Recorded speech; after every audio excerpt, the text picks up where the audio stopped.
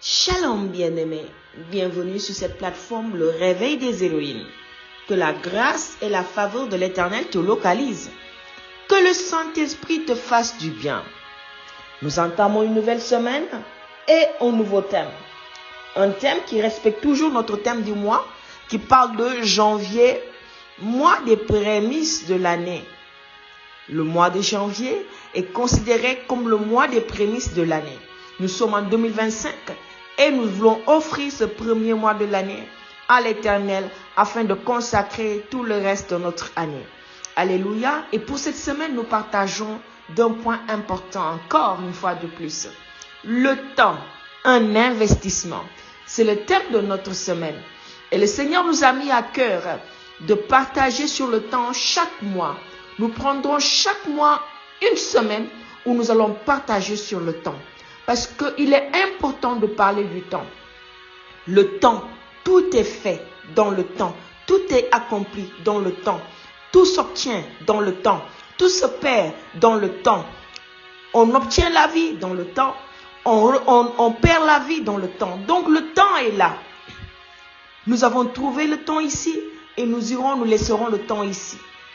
Il y a le temps dans l'éternité. Il y a le temps sur la terre. Le temps est important. Donc si nous acceptons le Seigneur Jésus-Christ comme Seigneur et Sauveur, c'est parce que nous voulons passer le reste de notre temps, c'est-à-dire l'éternité, auprès de notre Créateur, auprès de lui. Mais si nous ne sommes pas conscients de l'importance du temps, nous risquons de passer l'éternité auprès du diable. Donc le temps est important. Le temps est un investissement. À la personne qui comprend cela et qui saisit ce message et qui s'investit positivement comme il faut, de la bonne et due manière, j'aimerais te dire ceci, tu as compris un grand secret, parce que le temps est important.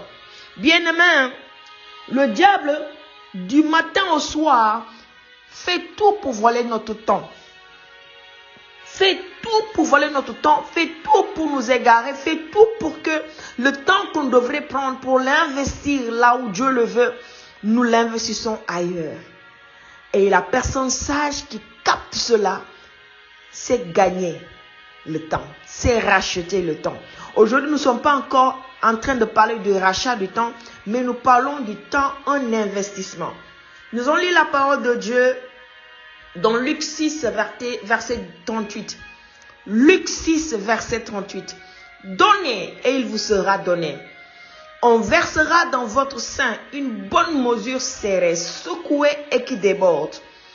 Car on vous mesurera avec la mesure dont vous vous servez, vous serez servi. Quelqu'un va me dire, mais ce verset parle de quand tu donnes, on va te donner, quand tu fais ceci du bien, on va te le rendre selon ce que tu fais. Ce verset a une révélation prophétique. Ce verset a une révélation puissante. La personne qui comprend ce verset pourra l'appliquer dans chaque domaine de sa vie. Dans chaque domaine de sa vie. Et comment on peut appliquer ce verset dans le domaine du temps? On dit donner et il vous sera donné. On versera dans votre sein une bonne mesure, serrée, secouée et qui déborde. Bien-aimé, c'est une loi prophétique. C'est une loi inchangeable. C'est une loi qui redonne à la personne qui comprend et qui l'applique. Qui lui redonne seulement ce que tu as investi. Ici, on parle de l'investissement. Dans quoi tu t'investis? Dans le bonheur, dans le malheur, dans le bien, dans le péché. Dans ce que tu t'investis, envers toi-même, envers Dieu, envers ton prochain. La parole va dire que tu vas recevoir la même mesure, mais bien serrée, c'est-à-dire bien renforcée, bien corsée. Quand vous partez dans un restaurant pour commander un café, le serveur vous demandera toujours allongé ou serré. Quand il parle de serré, c'est-à-dire c'est un café bien dosé. Ça peut être petit comme ça dans une petite tasse, mais c'est très fort, dosé. Et on parlera d'un café allongé. C'est-à-dire la mesure est allongée, on l'a diluée, on a mis de l'eau pour que ça soit moins fort. Mais le café serré est fort. Et voilà la mesure dont tu te sers pour investir ton temps. Tu recevras de la même, par cette mesure, une mesure bien serrée, bien secouée, bien débordée.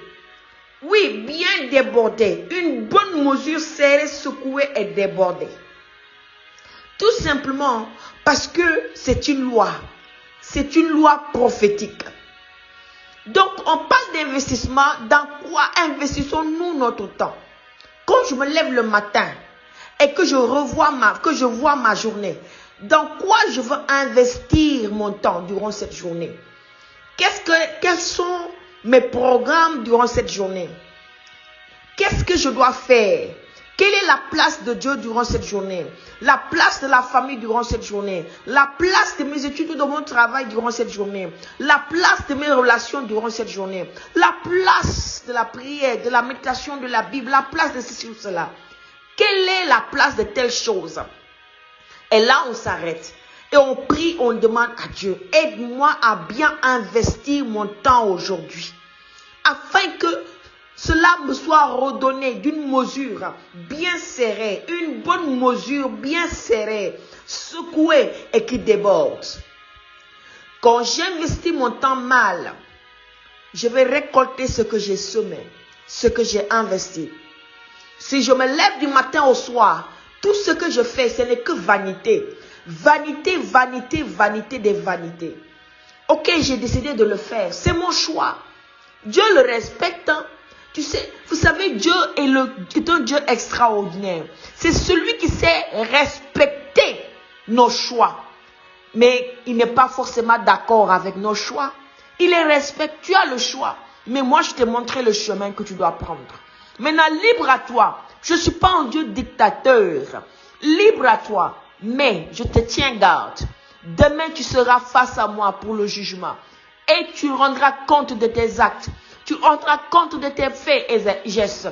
Tu rendras compte de tes paroles. Tu rendras compte de ta vie. Qu'est-ce que tu as fait de ta vie? Qu'est-ce que tu as fait de ton temps? Le temps est un investissement pour l'éternité. Un investissement pour l'éternité, pourquoi?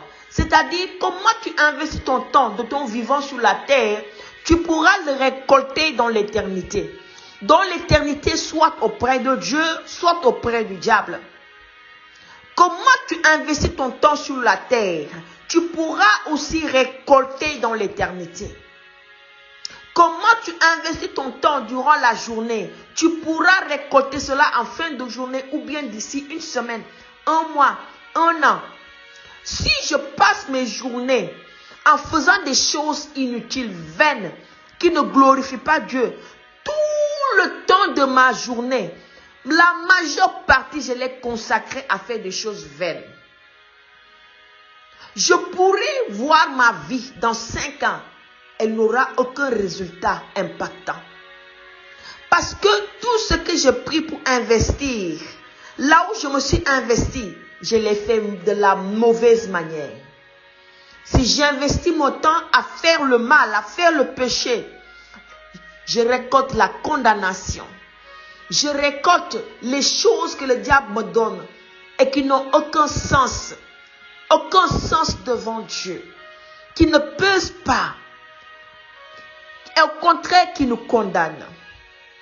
Bien-aimé, j'aimerais attirer l'attention de quelqu'un. J'espère que je suis en train de parler à une personne sage en ce moment. Une personne qui comprend ce que je suis en train de dire en ce moment. J'espère être en train de parler avec une personne sage. Déjà, nous dormons combien d'heures la nuit? On parle d'un sommeil normal. Un sommeil normal qui te diront entre 6 et 7 heures de temps chez l'adulte. Mais il y en a certains qui dorment moins. Ça, c'est des choix de vie. Maintenant, si nous prenons 7 heures de notre journée où nous sommes en train de dormir, la journée fait 24 heures. Nous avons investi 7 heures de temps dans le sommeil afin que notre corps soit bien coordonné, que notre corps récupère, qu'on soit en bonne forme. Donc, nous avons investi notre temps pour récupérer, pour être en bonne forme. Donc, si nous les investissons ce temps dans ces heures de sommeil, c'est normal que notre corps soit en forme. Cependant, c'est Dieu qui restaure. Il y a des gens qui dorment 15 heures de temps, mais sont tout le temps fatigués parce qu'ils ne sont pas du côté de Dieu. C'est-à-dire, quand je parle du côté de Dieu, le temps n'a pas été bien investi dans la présence de Dieu. Parce que si notre temps est bien investi dans la présence de Dieu, même si on dort 3 heures de temps, le Seigneur nous restaure. Bien-aimé, je suis en train de parler à quelqu'un. Il nous reste combien d'heures dans la journée? Et quand on se lève le matin, on doit aller à l'école. On passe combien d'heures à l'école? De 8h à 17h, 8h à 16h. On a passé combien de temps? Déjà, il nous reste combien de temps pour être avec Dieu? Quand on s'est levé le matin, on s'est précipité pour aller travailler, pour aller étudier. On a donné à Dieu combien de temps? Maintenant, la parole va nous dire quelque chose. Priez sans cesse. C'est-à-dire, le Seigneur Jésus sait que nos journées ont été des lois. Nos journées ont été déterminées par des lois. Et ce sont ces lois-là, oui, qui nous poussent à faire des choses. Ce sont ces lois-là qui nous poussent à prendre des décisions. Ce sont ces lois-là qui nous poussent, oui, à donner une image de notre vie. Quand on nous dit, on doit étudier, on doit faire ceci, ce sont les normes sociales. Et nous nous investissons pour être en norme, pour respecter les normes sociales. Mais au-delà des normes sociales, au-delà des normes familiales, au-delà des normes, oui, qui régissent les pays, les nations, il y a les normes spirituelles, il y a les normes éternelles. Et dont nous, enfants de Dieu, nous devons vraiment nous investir. Nous devons laisser les normes de Dieu, les normes spirituelles, les normes de notre Créateur en Jésus-Christ, oui, pouvoir diriger les normes sociales, les normes familiales, les normes vraiment qui régissent le monde. Nous devons laisser que le Seigneur Jésus gouverne nos vies. Nous devons laisser le Seigneur Jésus gouverner tous les aspects de notre vie. Donc, en décidant d'investir bien notre temps, nous devenons une personne sage et intelligente. Ne prends pas tout ton temps à regarder cette émission qui te vole ton temps. Parce que tu vas récolter la vanité. N'investis pas ton temps dans des choses inutiles. N'investis pas ton temps en faisant le péché. N'investis pas ton temps en étant dans les commérages. N'investis pas ton temps en étant dans les calomnies. N'investis pas ton temps en étant dans des choses qui ne plaisent pas à Dieu. Mais investis ton temps en faisant ce qui est bon pour toi, pour ton âme et pour le royaume de Dieu. Ce qui est bon pour toi, pour faire de toi une source de bénédiction. Si je suis étudiante, j'investis une partie de mon temps dans les études pour que Dieu utilise mon intelligence afin que je sois une source de bénédiction. Mais aussi, au-delà de tout cela, j'investis mon temps dans la présence de Dieu. J'investis mon temps, oui, pour ma famille, afin de créer une bonne relation familiale. J'investis mon temps pour de bonnes relations, pour de bonnes choses, pour un bon témoignage. J'investis mon temps là où il faut et je vais récolter ce que j'ai investi. Avec une bonne mesure bien serrée, bien secouée. Oui, une bonne mesure bien serrée, bien secouée et qui déborde. Parce que c'est avec cette mesure que j'ai pris pour investir mon temps. Le temps est un investissement. Le temps est un investissement. Et cet investissement, nous allons récolter son fruit, soit sur la terre et soit dans l'éternité. Et aussi bien plus, nous récoltons son fruit sur la terre et dans l'éternité. Il y a des choses qui ne mentent pas. Il y a des choses qui ne trompent pas. Si nous investissons notre temps dans la vérité, nous allons récolter la vérité. La vérité dans la gloire. Et si nous investissons notre temps dans le mensonge, nous récolterons certainement le mensonge. Dans ce à quoi tu t'investis, Dieu te donnera une mesure bien serrée, bien secouée et qui déborde. Alors, si je m'investis dans la prière, les dons de l'esprit me seront donnés avec une bonne mesure bien serrée, bien secouée qui déborde.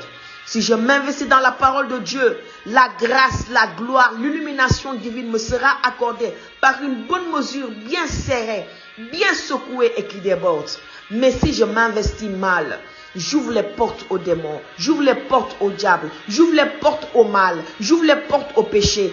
Ce que je cherche, c'est ce qui me répond. Mais ce que j'évite, c'est aussi ce qui s'éloigne de moi. Si je cherche Dieu en investissant mon temps dans sa présence, c'est Dieu qui me répond.